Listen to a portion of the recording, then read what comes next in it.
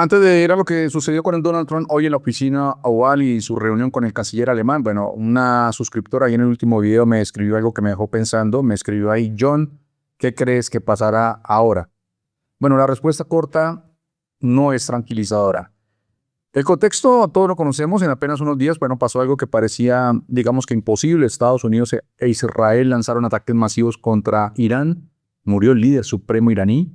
Y ahora el conflicto, bueno, ya se está expandiendo por todo el Medio Oriente. Misiles, drones, embajadas atacadas, rutas petroleras bloqueadas. La pregunta ahora ya no es si hay guerra, la pregunta es otra: ¿hasta dónde puede escalar esto? Hoy quiero tratar, y sí, digo tratar, de responder precisamente eso. Yo no tengo el 100% de la razón, simplemente es mi opinión. Y quiero responderlo no con propaganda, no con alarmismo, sino mirando las piezas reales del tablero. Porque cuando uno conecta los puntos, amigos, lo que aparece delante de nosotros, como lo dije hace un momento, pues no es nada tranquilizador. Primero lo básico. Miren, esto no empezó con una escaramuza. Esto empezó con una operación militar enorme. Estados Unidos e Israel bombardearon instalaciones nucleares, bases militares y estructuras del régimen iraní. El resultado fue brutal: cientos de muertos en Irán, infraestructura militar destruida y una cosa que cambió completamente el tablero: murió el ayatolá Ali Khamenei, líder supremo de Irán. Ahora bien, cuando matas al líder de un país enemigo, pues no estás haciendo una advertencia, estás cruzando una línea. La respuesta de Irán pues no tardó en llegar: misiles contra Israel, ataques contra bases estadounidenses, drones contra embajadas en el Golfo. La guerra en este punto ya no es teórica. La guerra ya empezó. Y aquí es donde la historia empieza a ponerse bastante interesante, porque cuando uno escucha las razones oficiales para esta guerra, pues no terminan de cuadrar. No es que Irán tenga misiles capaces de alcanzar a Estados Unidos, no los tiene. No es que esté a días de fabricar una bomba nuclear. Ni siquiera el propio gobierno estadounidense ha presentado pruebas claras de eso. Entonces surge la pregunta: si no es por eso, entonces ¿por qué es? Y ahí es donde aparece una regla muy vieja de la política, una regla que casi siempre funciona: follow the money, sigan el dinero. Lo mismo el caso de Epstein: follow the money. Y para seguir el dinero, pues hay que seguir unos puntos que son interesantes. El primer punto: Irán tiene enemigos históricos en la región, especialmente Arabia Saudita, Emiratos Árabes Unidos, Qatar, y a esa lista pues también se suma Israel. Todos ellos compiten con Irán por influencia, poder regional y energía. Porque Medio Oriente, amigos, pues no solamente es religión y geopolítica, también es petróleo, mucho petróleo. Ahora, esos países también tienen algo en común: dinero, muchísimo dinero. Por ejemplo, el Fondo Soberano de Arabia Saudita entregó, atención a este dato, aproximadamente $2.000 millones al fondo de inversión de Jared Kushner, sí, el yerno de Donald Trump. Eso ocurrió justo después de que Donald Trump dejara la presidencia en su primer mandato. 2.000 millones. No es un detalle pequeño. Otro ejemplo, bueno, Qatar. Qatar regaló a Donald Trump un avión valorado en unos $400 millones, un auténtico palacio volador azul. ¿Te lo recuerdan? Fue uno de los primeros escándalos del gobierno de Donald Trump. Un Boeing de lujo con interiores dignos de una película de James Bond.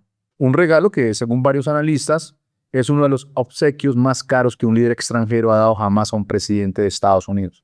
Y mientras tanto, pues también están los hijos de Donald Trump, que también han estado expandiendo negocios con Medio Oriente: proyectos inmobiliarios, acuerdos financieros, alianzas comerciales con inversionistas de la región, todo perfectamente legal. Is always the president, and the Trump family is making money off of this. So can you just explain, how is this not the president using the office to enrich himself?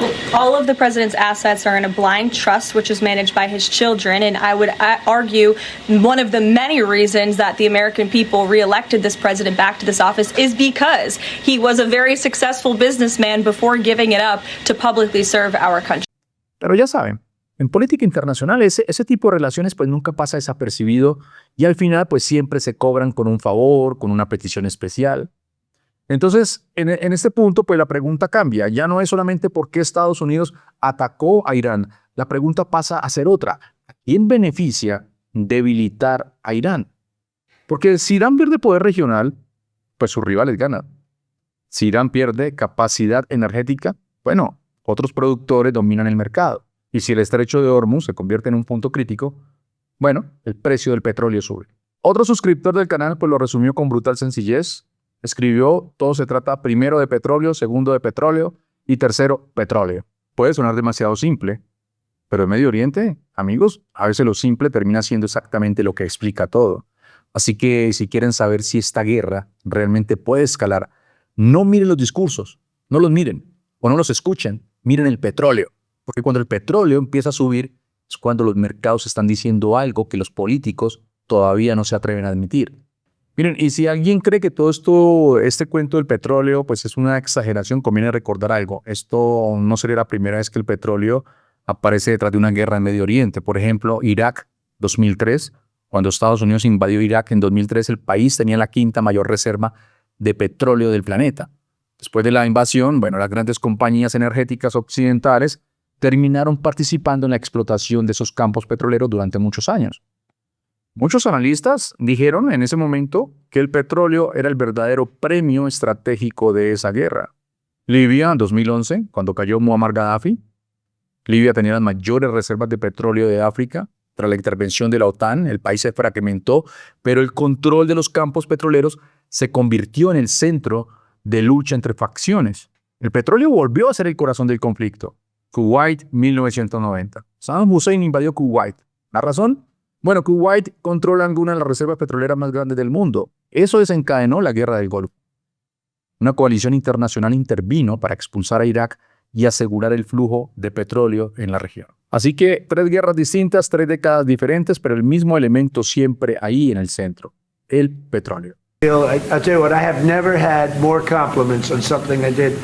People felt it's something that had to be done. So if we have a little high oil prices for a little while, but as soon as this ends, those prices are going to drop, I believe, lower than even before. Bueno, y ahora viene algo que ocurrió hoy mismo en la Casa Blanca. Donald Trump recibió en la oficina oval al canciller alemán Friedrich Merz, y por primera vez desde que comenzó esta guerra respondió preguntas directas de los periodistas. Lo que dijo es bastante revelador. Primero, insistió en algo que ya había dicho antes, que Estados Unidos atacó Irán porque Irán estaba a punto de atacar a sus vecinos y a Israel.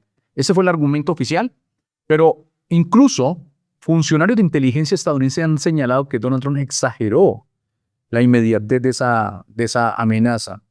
Es decir, no estaba claro que ese ataque fuera realmente inminente, pero aquí viene lo realmente llamativo. Durante la rueda de prensa, un periodista le preguntó algo muy simple. ¿Cuál sería el peor escenario en Irán? La respuesta de Donald Trump fue sorprendentemente honesta. Dijo algo así: en el peor de los casos, podríamos pasar por todo esto y dentro de 5 años descubrir que pusimos a alguien que no es mejor. Es decir, incluso él reconoce que el resultado de esta guerra es completamente incierta. Y luego vino otra frase todavía más fuerte, cuando le preguntaron quién debería gobernar Irán después. Donald Trump respondió: la mayoría de las personas que teníamos en mente están muertas. Muertas. Así que ahora, según dijo Donald Trump, están buscando otro grupo. Pero incluso ese nuevo grupo, según los informes que mencionó, también podría estar muerto. O sea, en otras palabras, Estados Unidos acaba de lanzar una guerra mientras el propio presidente reconoce públicamente que ni siquiera está claro quién gobernaría Irán después. Miren, el propio The New York Times resumió la situación con un titular bastante directo. El plan final de Trump para Irán sigue siendo incierto. Y aquí hay otro detalle interesante. En los últimos días, algunos analistas han señalado que Israel presionó fuertemente a Washington para atacar Irán. Bueno, Donald Trump hoy rechazó esa idea, dijo que la decisión fue completamente suya, pero siendo realistas, amigos, ningún presidente de Estados Unidos va a salir frente a las cámaras a decir: sí, empecé esta guerra porque otro gobierno me lo pidió. Eso simplemente no ocurre en política internacional. Así que tenemos una guerra, tenemos un enemigo poderoso, un resultado incierto y un presidente que admite que ni siquiera está claro quién gobernaría Irán si el régimen cae. Entonces, ¿qué creo que pasará? O sea, sin querer decir que yo tenga el 100% de la razón, como lo dije al comienzo. Mi respuesta honesta, lo más probable pues no es una tercera guerra mundial inmediata, pero sí algo que puede ser casi igual de peligroso. Una guerra regional bastante larga, con 3 características. Primero, ataques indirectos en varios países. Segundo, sabotaje energético. Tercero, presión económica global, y eso puede durar muchos meses, incluso años, porque Irán sabe que no puede derrotar militarmente a Estados Unidos, pero sí puede hacer algo mucho más efectivo, hacer que la guerra sea demasiado costosa, costosa para la economía, costosa para la política, costosa para los aliados de Washington. Así que, bueno, vuelvo a la pregunta de mi suscriptora, que te lo agradezco mucho, Milagros. Bueno, John, ¿qué crees que pasará? Bueno, creo que lo que estamos viendo ahora no es el final de la historia, es el principio. Un principio que puede cambiar el equilibrio del Medio Oriente, el precio de la energía y posiblemente la política global durante años.